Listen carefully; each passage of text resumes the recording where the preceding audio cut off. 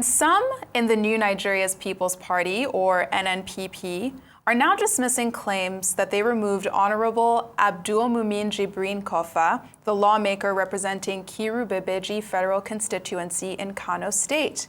So in a new statement, the party's National Secretary, Ogini Sunday, declared the move, quote, null and void, saying it was made by a former state chairman who has already been expelled himself. So according to Sunday, Hashim Dungurawa, who announced Jibrin's expulsion, has no legal standing, citing court rulings that confirm Dungurawa and others, including Senator Rabiu Kwankwaso, are no longer members of the NNPP.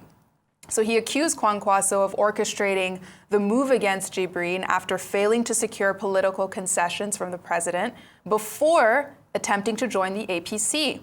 So the party also warned Governor Abba Yusuf of Kano against what it called blind loyalty to Kwankwaso, saying it could cost the NNPP control of the state in 2027. Joining us right now for more clarification about the suspension, reinstatement, the potential resignation of Jibrin is the party spokesman, Mr. Ladipo Johnson. Thank you, sir, for joining us today. We appreciate it. Thanks for having me. Good Absolutely, afternoon. absolutely. Good afternoon. So, you and I were just talking, and according to Jibrin, this expulsion came as a complete shock. Now we're learning that it's null and void, but according to you, is it really null and void? Just tell us the state of his membership of the NNPP, whether he's in or he's out. No, Honorable Jibrin is out. I think he released a statement saying that he felt it wasn't fair, but that he's left the party. As to the statement, we have some cousins, recalcitrant cousins, who are not members of the party. They will tell you we are not members of the party, but they're no longer members of the party. And the Dungurawa is the Kano State chairman. So the man Olaposi is just, a meddlesome interloper, as we call them in law. The bottom line is that they are no longer members of the party. They're not recognized by INEC. Maybe they have a group. I don't know what they call themselves. But the position of the party is clear. It was a decision taken at the state level in Kano State. And at the national level, we await a report on what happened. But I don't think Honorable Jibrin would be appealing or anything, so it might not come to the national level. But that is the situation. Ignore all you hear from Olaposi and his co-travelers. They're just meddlesome interlopers, as I call them. And so, okay, since you have now established that Honorable Jibrin is no longer part of the party, what was the turning point that led to his expulsion? What was the thing that triggered that expulsion? I think the main thing was his interview the other day on the other network, you understand. And it did not sit well with many members of the party. The party has always said, we had our NEC recently, we said we're open to discussions, whether with the APC or other parties or ADC or what have you, even with Peter Obi, even with President Jonathan, former President Jonathan. A lot of little things are going on. A lot of people are talking. And we told our members that we haven't taken a position yet as to which way we will go in 2027. We could sit and still be NNPP with people coming our way. We could merge, we could do whatsoever. It is still open. And it was shocking to a lot of people just after the neck, when we made that statement clear, where the leader of the party, Senator Rabi Musa Kwankwaso, made it clear that, look, we're fine with what we have, where we are, but we're open to discussions. Then he went on air and made some statements which pulled the rug under the feet of, you understand, of the national leader and the party as well. So it is a pity. He's a friend of mine. It is a pity, but that's where we find ourselves. And the party, in its wisdom, at the Kano state level, felt that they had to take action against him, and then they said things like he hadn't been paying his dues well. And I think that should let others know. Nigerians, we tend to be members of a club, but we do not pay our dues. We tend to forget things like that. So that was the situation, as I said, because of who he is and how much I know him. It's unfortunate that that's where we are at the moment. And in terms of just the optics of it, what kind of a message is the NNPP trying to send by doing something like this at this point? You know, everyone's looking at 2027. Optics-wise, you know, what were you trying to essentially achieve by doing something like this? Well, as I said, I think that the party, especially in Kano, felt that it was necessary to make a point that there is no sacred cow, as it were. Because, look, Honorable Jibrin is a benefactor. I mean, Kwankwaso is his benefactor. A lot of people at the grassroots level felt that it was funny, they felt it funny at that time that Kwankwaso would welcome him from the APC, make sure he got the ticket and he got elected. Because at that time he was in the APC, he had problems with Ganduje and would not get their ticket to contest. But they gave him the ticket and everything. And he was quite close to Senator Kwankwaso. We were both spokespersons of Kwankwaso's last presidential campaign. So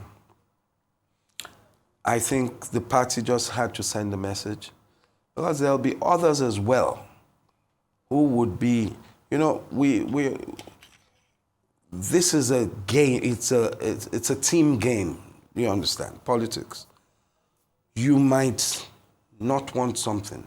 You might want the party or the team to go in a particular direction. And then you see that they may be going the other direction. Now you have to be careful. You have to wait and see, are they actually going in that direction? Or do I want to go it without them? You might not be happy with the decision of the majority, but it is a team game. So for those who feel that, well, I know some others who feel, well, this is what we want to do, you understand? Then I say to them, be bold enough to come out and say, well, this is what I want to do. I'm going against whatever the party is doing. Although, as I said earlier, we haven't reached a conclusion about which way we're going. So if and when it gets to that stage, then we might have more casualties. But the party in Kano has shown that we're ready to take whatever damage or casualties will come, because it is a grassroots movement. The Kwankwaso movement, the party, is a grassroots movement. And so for one person that leaves, you have so many coming in. We do not want them to leave, you understand? But we will not be held hostage or whatever by any individual. I think that is the message the party was trying to send. Very interesting. And I think Honorable Jibrin has also, reportedly said that Senator Kwankwaso could, potentially also leave the NNPP. I mean, how have you seen his position in the party looking forward, given everything that's happened? Well, Senator Kwankwaso made the statement just a week ago or so, 2 weeks ago, that, look, we are fine with what we have, where we are at. But I am open, we're listening to people. There are people talking, you understand? It's not just the APC. And various groups have approached various people. There are all sorts of things that you know about the ADC, that coalition. There's another coalition building up, which could be even stronger and more powerful. So you think that's also a possibility? It's a possibility. But when you maybe intentionally say things that are not in the public domain, you don't understand, and leave one with a fait accompli or leave us in a position where we have to start defending ourselves, it's not good for the party. And the party doesn't like such things. I have always said it, the NNPP, and especially the Kwankwaso movement, we have always been a group, a disciplined group, a disciplined party. If we're going to be taking a decision, I, for instance, know a bit about what likely decisions we might take. Which is? But we're not sure. Yeah. You see, I might not necessarily like it. I might prefer something else. But you have to look at it. Say, okay, this is a team game. Let's go, since it's a team game. Let's welcome them. It's a team game. So it's always a decision politicians have to make. But if you've committed yourself elsewhere, he was asked that you're an NNPP man supporting Bola Tinubu. If your candidate hasn't said, I am not contesting in the public space, and hasn't said to you, I am supporting the president, then it is very unfair of you to say that, oh, no one can defeat the president. Even if you feel that way, you don't say it. And that's the crux of the matter, you understand? So there are some things you do not say, there are some things you do not do, there are some things you know and you just keep to yourself. Politics, the military, and the mafia, they have the same guiding principles. You understand? So it's not, I'm not saying he was flippant, he's my good friend, but if you have not that statement, but I'm just saying if you have a flippant statement or you just make it might cost lots of things. That's why we talk about leadership. Leadership is important. You have to watch what you say. And it's not just what you say, it's when you say it and how you say it. These things are very important. So all those things coming together, I think, led to the problem we have now. And as I say, it's an unfortunate situation. He's a jolly good fellow. He's a nice fellow. I don't know. He's made his decision, obviously. And that's why he made the statements he made. Absolutely. Mr. Johnson, thank you so much for joining us to clarify all things NNPP. We really appreciate your time. Thanks for having me. Absolutely.